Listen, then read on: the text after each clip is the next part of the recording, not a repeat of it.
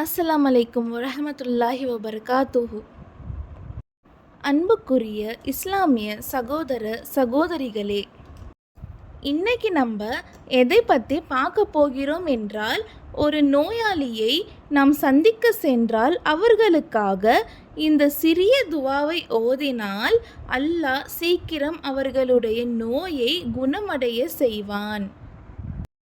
இப்போல்லாம் நம்ம இன்றைய காலத்தில் நோயாளியை பார்க்க சென்றால் அங்கேயும் கதை பேசுகிறோம், அவர்களுக்காக துவா செய்ய மறக்கிறோம்.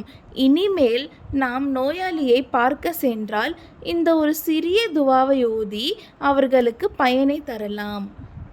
வாங்க இப்போ அந்த துவாவை பார்க்கலாம். பிஸ்மில்லாஹிர் ரஹ்மானிர் ரஹீம். லா பாசா தஹூருன் இன்ஷா அல்லாஹு.